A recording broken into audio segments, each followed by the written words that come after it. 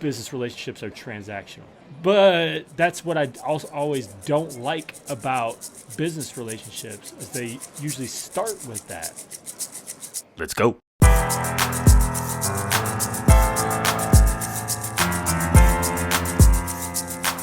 Welcome back to the pubcast, everybody. Yeah, why are you smiling, JR? I've got John Robinson back on the show. So for those of you who listen to the pubcast consistently, I do a lot of short episodes. This year for 2023, I'm committing to at least 20 long episodes. So JR, I'm going to have you on. We're going to be doing this probably a couple times a month. Looking to have Luke on. That's already over 20. And I'm hoping to have other guests on too. So that's a quick open of understanding what we're doing and why this episode isn't 2 minutes long for anyone who's used to listening. But this is the way we used to do it. What are you drinking, JR? Stella. Oh, Stella. Yep. So hold on. I gotta, in the spirit of popping bottles. Yeah. I got no bottle to pop, unfortunately. I got a can. Funny story here. Okay, so I'm drinking a Fancy Papers Hazy India Pale Ale. It says by Cigar City Brewing. I got a 12-pack as a Christmas gift for my oldest son, Michael. What? So you know you're old once you start getting alcohol as a gift from your children. Oh my gosh, you are old. Because he's old enough. It's not like he's 12 years old and he went and got me a 12-pack. Right. But anyway. Oh, no. Here we go again. My pour is awful. Not mine. I remember I used to pour. Like I could work in a bar. You used to work in a bar, didn't you? I did. All right, so while that's settling and before I can actually cheers or anything, who is the pubcast for? Yeah, who's it for? When you think about when we were doing the pubcast years and years ago, you probably had an intended audience. Who's it for? Man, that's a really good question, my friend. Because also I feel like, I'm trying to define just who my content is for generally. That's evolving a little bit, mainly just because marketing is evolving, right?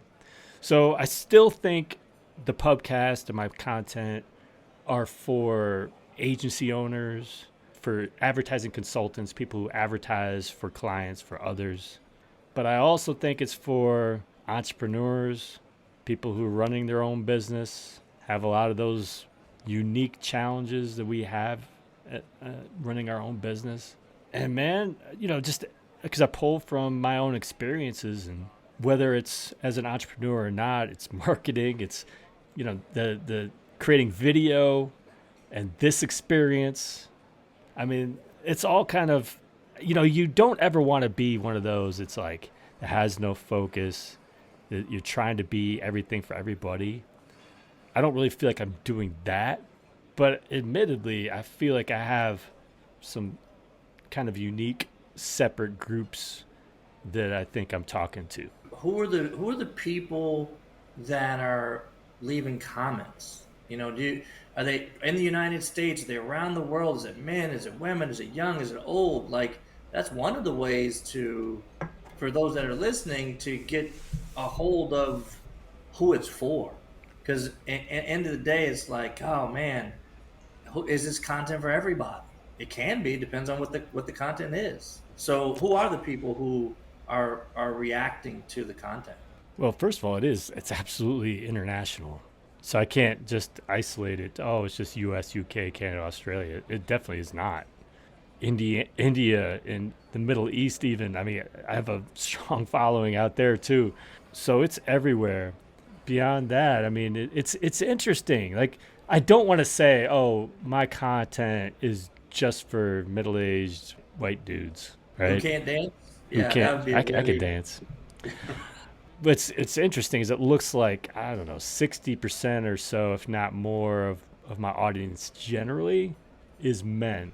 I think I out-age, most of my audience, though. I think the largest group is probably men 25 to 35. But even when you say that, shouldn't it? Because I know for me, when I think about the business coaching and the performance coaching work that I do, I am proud of being 52 years old, and I'm annoyed when I see a 23-year-old saying that they're coaching, they're performance coaching. It's like, so yeah, I want to be the guy who is way older than my audience. Yeah, maybe a lot of my original audience has retired. Yeah, yeah, yeah. No, I I don't get know. what you're saying then, because 10 years ago, yeah, the people that were more your age probably went from a beginner or an intermediate status, and through all the years, they became more toward an expert status, and now it's probably more around those that are curious about getting from beginner to intermediate or advanced, and advanced to expert. So it could be that too. Who knows? Who knows, man? Yeah. I think it's time for a little cheers, though. It's Well, finally calmed down. yours went down finally. Yeah. Okay. Yep. Cheers. Glug, glug, glug. All right. So what? For those who haven't listened, JR's. I appreciate him for doing these because he prepares it all. So I go in having no idea what we're going to talk about. So I'm a little scared. But what are you thinking about today? So, and for those that are listening for the first time, there's a part of, I feel like it's improv, the energy of improv, where you don't know what to expect, but you know how to continue the conversation. And that's what I feel like this is. So, this is a little bit of improv. And I love to throw curveballs for sure. And John can't hit curveballs. So, the first thing that shows up for me is 2023, and I will share my word of the year. And I'll share a little bit of background on that word of the year. And then I want to know what your word of the year is. Oh, And yes, yes. So slow down. So slow down. So for me, the word is connect. So this year, I am really trying to connect more with myself and my people. So my people with my friends, my family, and my clients. And one way to do that is for me to pay a lot of attention to, like, just being present. Just being present, and developing rapport and comfort. So that's this year for me, and I'm reading some great books, and absorbing some great content over the last 3 weeks, which a little bit, John. As a matter of fact, I did share it with you. great. Um, that's my learning plan for this year. It's like just to get better socially, to where I'm connecting better. Oof. So I so mean, that's mine. So what's yours? I'm not gonna say mine yet because I think I have multiple because I was gonna say extend first of all, right? So extend meaning I've been in my comfort zone for the last few years, and I want to extend beyond that this year because things have gotten a little uncomfortable, and I need to be more uncomfortable. That said, I mean everything you said about connecting and relationships. Jeez, man, that's really important. And I think that's honestly along the lines of extend as well. I just got done recording a couple of podcasts, and it reminds me because I do not force myself to have relationships. Right, I can be stuck in my office for most of the day, come out, hang out with my wife and kids, and that could be all of the people I've really communicated with all day. And that's kind of dangerous. But I also know that's bad for my mental health, but it's also bad for business relationships. That I can't do it all on my own. Part of it is like knowing that I'm going to have to consciously do things to build relationships and not just like expect that they'll happen. Strangely, that's something that probably comes more naturally to most people, but I'm gonna have to work on this year. All right, so I love that, and there's something that's showing up for me, and it's a tool for those that want to go out and find it. It's called the 2022 Personal Annual Report, and it's from a blog that I read, I love, called fs.blog, franksam.blog. When you were saying that, they have 7 questions around Oh, just you're gonna do just this, aren't you? getting. I am going to do it.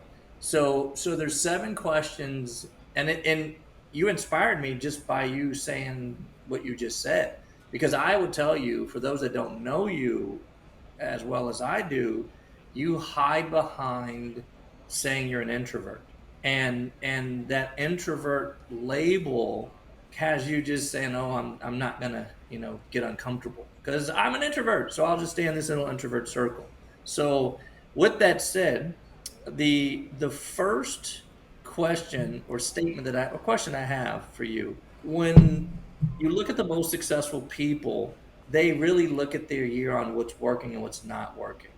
So, if you had to start your life over today from scratch, and this could be work life, it could be love life, family life, whatever you want it to be, baseball life, whatever you want it to be.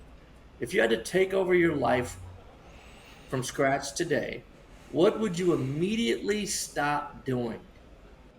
The thing is, I'm not someone who carries a lot of regret. But again, you're a coach though. So you're a coach. So if you're coaching, what you're not coaching, this is the first year in a lot of years that you will not be coaching baseball. But if you were talking to a player from last year and you're like, hey, what's the one thing, if you had to start over playing baseball, what's the one thing that you'd immediately stop doing? And somebody might say, I'd stop blah, blah, blah. So it's not about regret, it's just about improvement. I mean, I think it's less of a stop doing and more of a doing. I was not curious enough as a student, Okay. no matter what the level. And I wish I would have taken advantage of some of those times when I did not and didn't take them seriously. So with that said, what's your relationship with reading? As I stand in front of my library, and you and I talk about this on. So for those that don't know, I talk with John on a daily basis between 5 and 15 minutes each day at the beginning of the day to just line him up, like line him up if I'm a caddy to a golfer on what's ahead, and if John's in a little bit of a dip, to lift him up, or if we are in a great space, we're trying to innovate a little bit.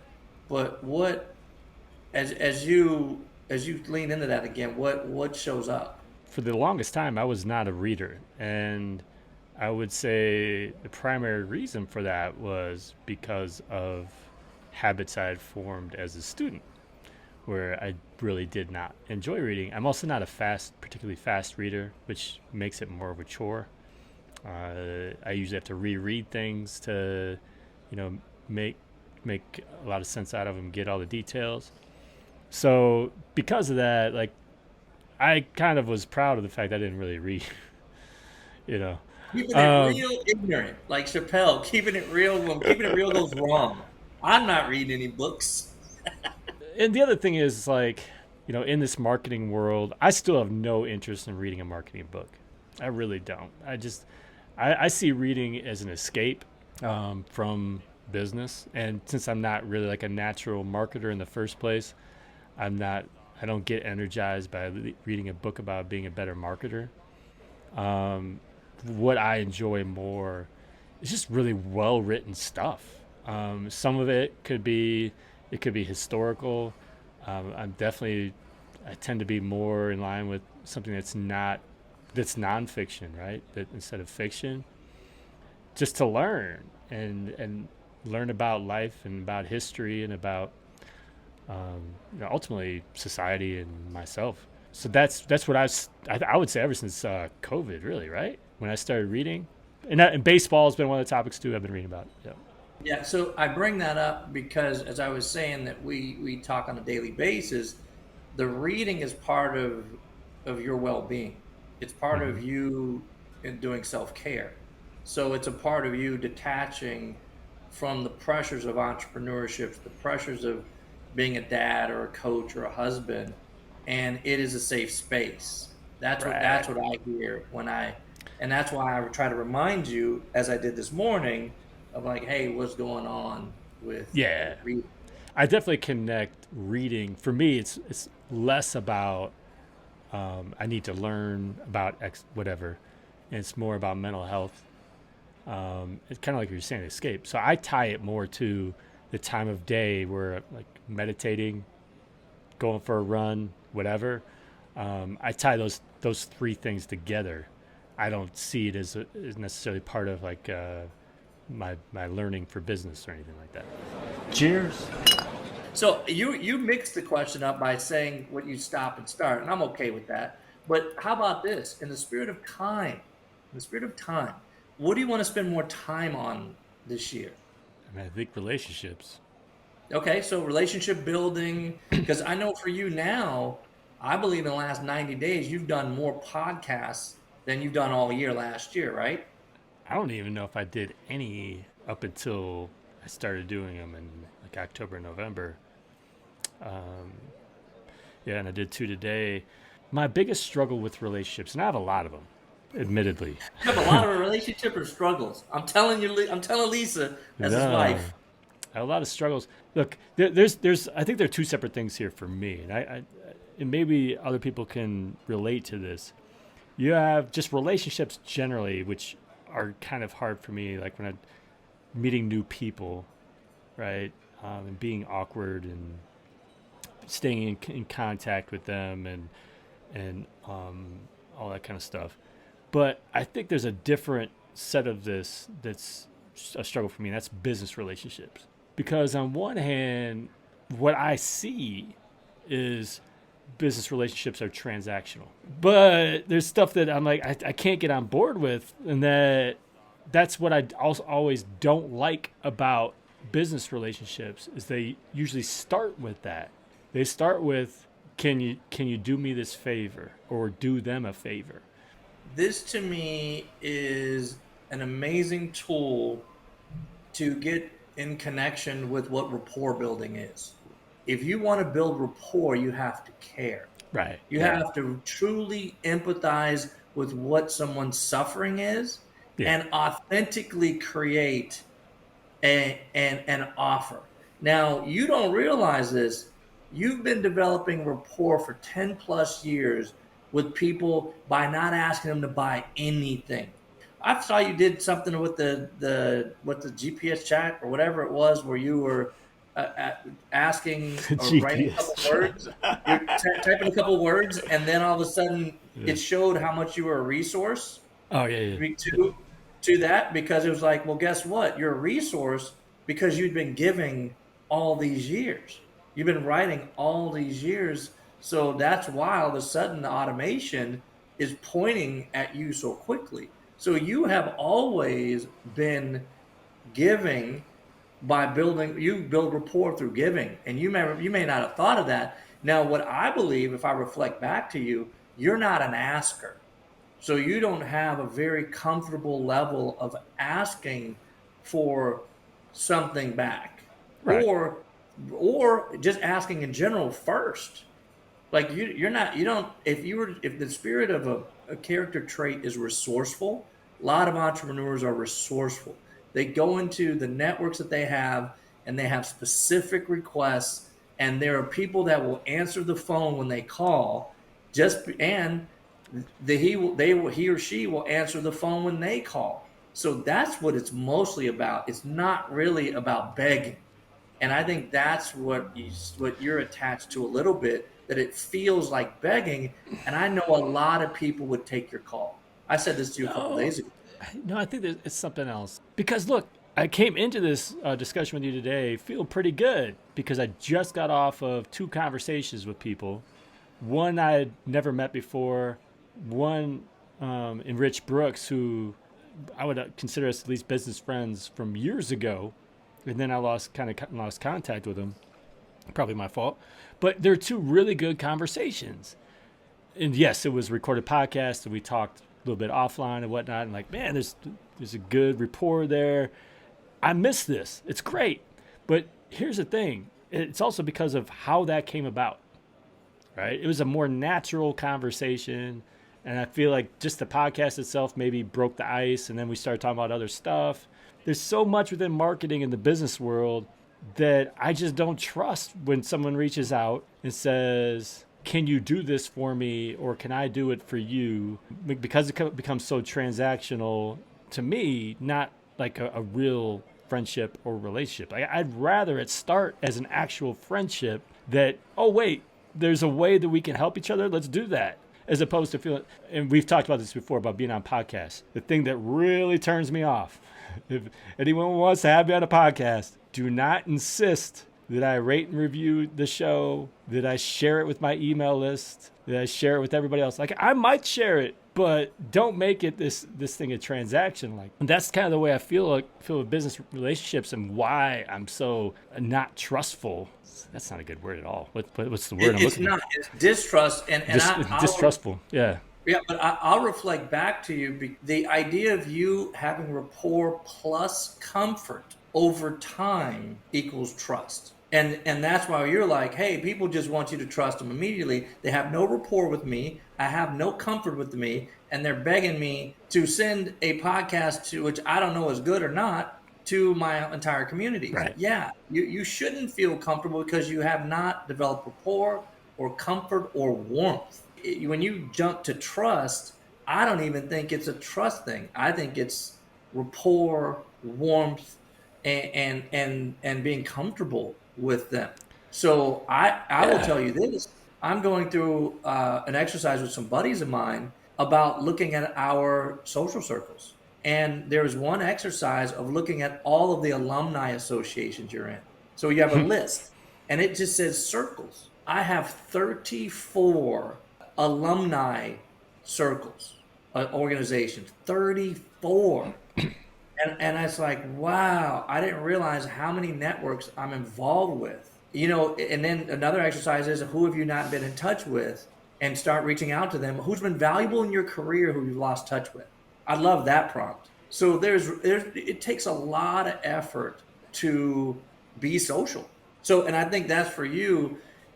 I think it's a combination of two. It's like, how do I become social? And then, how can I reap rewards of business from that? Versus, how do I just create business with strangers? There has to be a personal connection there where there's that trust rapport.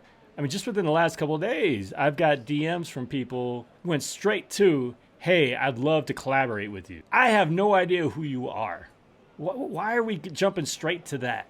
Right? I don't even understand. Like, I understand this approach must work with some people, but for me, it's like, you immediately turn me off. I'm not even going to respond to your message. Like, I have no interest in it. That's what the downside of old school networking to me is. Networking events are a nightmare to me. I don't go to them. I don't like them because there's no common interest. Like, I know for me, what I've done well with is Alt MBA. So as I was in Alt MBA years ago, and the alumni, and there's no true alumni association, but the fact is, when you've completed something together, they're your fellows, they're your alums. So by even having that as a common interest, and if I go to LinkedIn and do an Alt MBA search and reach out and say, hey, I was in Alt MBA 5, you were in 17, you're here, can I pick your brain? And I get massive amounts of yeses to that. But you gotta have something. You have a common interest or common entry. But that begging a stranger, it's a turnoff to me. Cheers.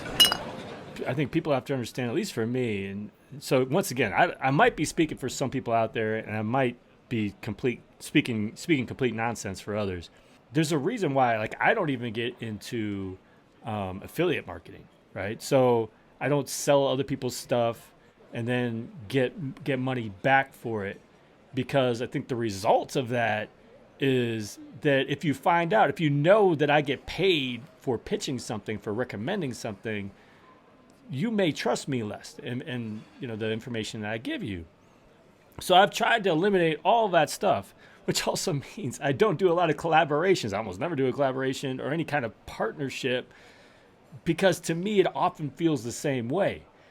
Go use this product that this friend of mine created and whatnot, and I might be getting something as a result of that. And I understand that's business and that's just normal. But that's the struggle I have as a personal brand, as an educator, of someone who I think I built up a lot of trust and rapport with, that I think I'm pretty pure in my intentions to now that, hey, let's have a partnership. So if I ever do have a partnership or collaboration, it's got to be built from friendship up. Yeah, I also think because we talked about affiliates and Ugh. the dangers associated with it, like we just did. I know a lot of people who have massive upsides. I know I do for a platform that helps employees learn the job and continue to relearn it. And it's one of my buddies, and I recommend it all the time because it's an amazing platform. Now, am I an affiliate? Yeah, but that is an after. Matter of fact, I haven't taken the money out of the account, so you have to go in the Mm-hmm. account and transfer it.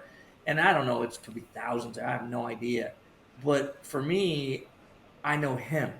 I know Right. his story. I know the platform. I use it. Sometimes I think that gets lost in translation when people are saying, "Well, I'm an affiliate of blah blah blah."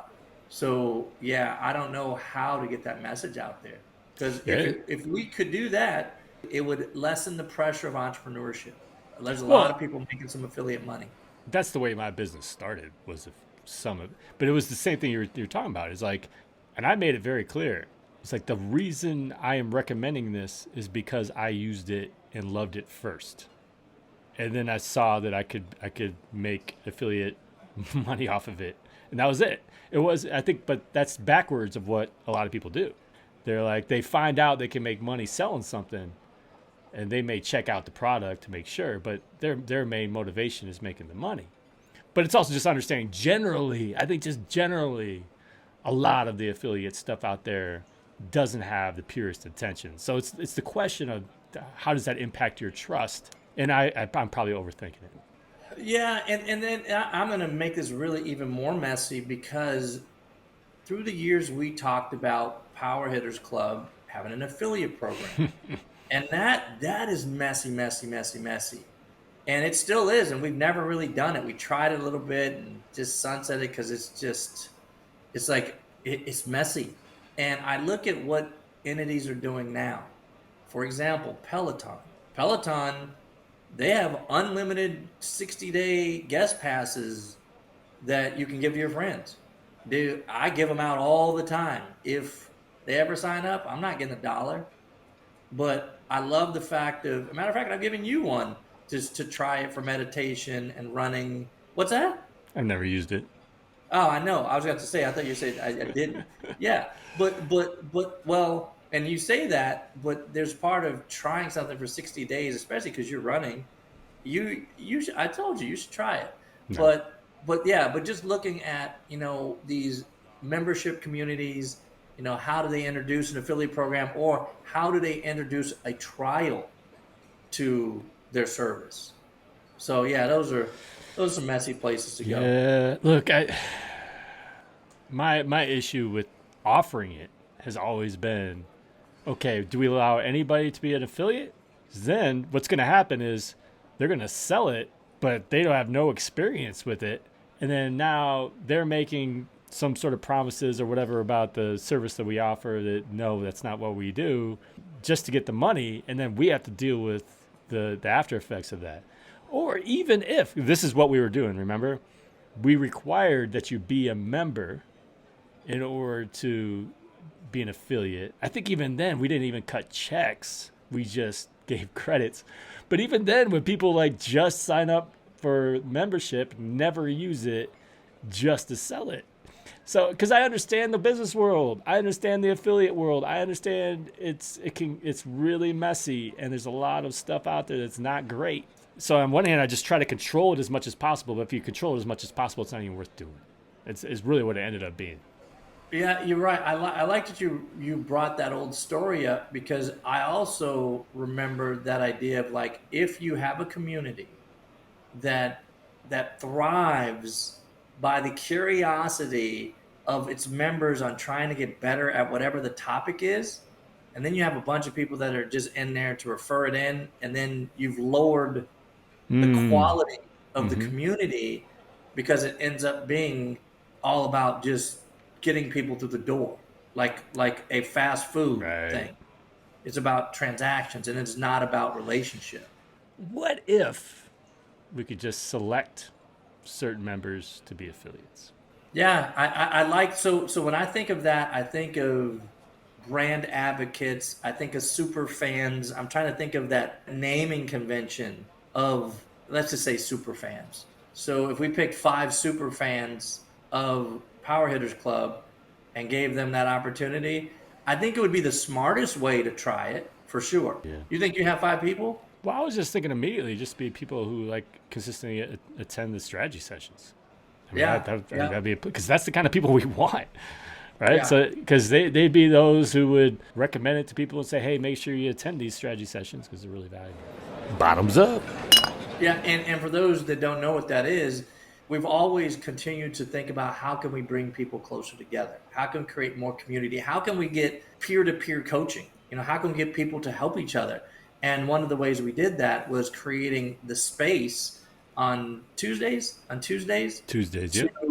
On Tuesdays to to gather, not a meeting, not structured, and gather each other and just in Alt MBA we call it collision, to collide, just collide our ideas, collide our laughter, just collide. And I'm curious to say, because I have never asked you this, how do you think that experiment worked? Because we could have done it years before, because I was trying to copy it from some of the communities that I was in. And when we launched it when we did. But what do you think about it now as you reflect back on it? Well, it's interesting because I believe it's the most valuable part of the membership. And I think those who attended agree. The problem is convincing those people who don't attend that it's the most valuable part of the membership and that they should attend. Yeah, I think it's one of those things that could grow, and I'm kind of confused why it doesn't grow more than it does. I'll tell you this, I am excited for you to explore this topic of creating deeper connections with people this year, because I believe the more that you learn how to do that for yourself, then you'll have more ideas on how to do it with the Power Hitters Club members. Once you get really comfortable around that rapport building. I got some work to do there. Last call. Well, man, I feel like we went a little long today, but that's all right. Thanks for joining me and listening to my suffering today, JR. And I'm excited about it, even though we went all over the place. Yeah. I know there's some nuggets out there for people. That are people. There are a bunch of people like you trying to figure out how to connect with themselves, connect with others, and you being vulnerable and courageous enough to share how crappy you are at it, and you're still an amazing entrepreneur. It's like you did it despite being the guy that would go into the world begging and asking for favors and all that stuff. So good on you. So I'm putting this out in the world just so everybody expects it, so I'm forced to do it. I am thinking Wednesdays is when I will be publishing the long episodes. Again, it doesn't mean every Wednesday. The goal is 20 plus for the year. But where can they find you, JR? Always at Backup CEO on any of the platforms, Instagram, Facebook, Twitter, Backup CEO. TikTok, yep. JR doing dances on the TikTok? No, you know what? I have not started doing anything with it. I'm just a viewer, but I do, just like some of this stuff, I feel like I should be trying to take some of our snippets and put it out there. So, yep, on TikTok. I do feel like there's so many people on TikTok who just follow people. Like there are a lot of people who follow me. Like, okay, should I follow them back? And like, they haven't created a video yet. Like, what? So it's interesting. Anyway, thanks again for joining me, everybody. Thanks, JR. Until next time, do awesome things. I'm out.